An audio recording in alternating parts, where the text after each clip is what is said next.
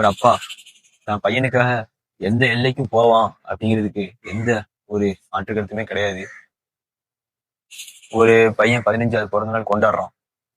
அவன் வந்து கொண்டாடும் போது அவங்க அப்பாட்ட கேட்கறான், 18வது பிறந்த நாளைக்கு எனக்கு ஏதாச்சும் கிஃப்ட் கிடைக்குமே, அதை நீங்க பெருசா வாங்கி தருவீங்களா, என்ன கிஃப்ட் கொடுக்க போறீங்க அப்படின்னு சொல்லி அந்த பையன் கேட்கறான். அதுக்கு அவங்க அப்பா என்ன பதில் சொன்னாருன்னா, அதுக்கு இன்னும் கொஞ்சம் நாள் இருக்குப்பா, நான் வந்து அந்த நாள் வரும்போது உனக்கு நான் தர்றேன் அப்படின்னு சொல்றாரு. கொஞ்சம் நாட்கள் ஓடுது, 2 வயசு அவனுக்கு கிடக்குது. 17வது பிறந்த நாள் கொண்டாடிட்டு இருக்கும்போது அவன் கீழே விழுறான் மயக்கம் போட்டு. அவனை ஹாஸ்பிட்டலுக்கு கூட்டு போறாங்க. அவனை செக் பண்ணி பார்த்ததுல அவனுக்கு ரேரான ஹார்ட் டிசீஸ் இருக்குதுங்கிறது தெரிய வருது. அவங்க அப்பா அதை கேட்டுட்டு மனசுடன் வெளியில நின்று அழுதுட்டு இருக்காரு. பையனும் அந்த அப்பாவை பாக்குறான். 2 பேரும் பார்க்கறதுக்கு ஒரு வாய்ப்பு கிடைக்குது, பேசுறாங்க. அந்த பையன் அந்த அப்பாட்ட கேட்கறான், நான் கொஞ்ச நாள்ல செத்துருவேனாப்பா, இருக்க மாட்டேனாப்பா அப்படின்னு சொல்லி அந்த பையன் கேட்கறான். சோ அந்த அப்பாவுக்கு என்ன பண்றதுன்னு தெரியாம அழுதுட்டே போயிடுறாரு இல்ல. கொஞ்ச நாள் அந்த 17 வயசுல இருந்து 18 வயசு வரைக்கும் அவனை கொஞ்ச நாள் ஹாஸ்பிட்டல்லே நாட்கள் கழியுது. கொஞ்சம் மாசமா ஹாஸ்பிட்டலும் வீடுமா இருக்கான்.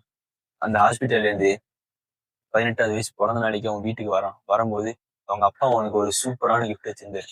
ஒரு பென்ட்ரைவும், ஒரு லெட்டரும், ஒரு வீடியோ. அந்த லெட்டர்ல என்ன எழுதியிருந்தாங்கன்னா, நீ என்கிட்ட 18வது பிறந்த நாளைக்கு என்ன கிஃப்ட் வாங்கி தருவீங்கன்னு கேட்டீங்க. நான் உனக்கு என்னோட இதயத்தையே கொடுத்துருக்கிறேன். நீ இருக்கிறது என்னோட இதயத்துலதான் அப்படின்னு சொல்லி எங்க அப்பா ரொம்ப எமோஷனலா ஒரு வீடியோவும் ஒரு லெட்டரும் வச்சிருந்தாரு. My son, found you a new heart. Just need to tell you a few things. I want you always to listen to your mum, because she's your best friend. And girls, you're too young for them now. But when the time comes, treat them like princesses. Be a man and stand up for yourself. And try not to go through bad things.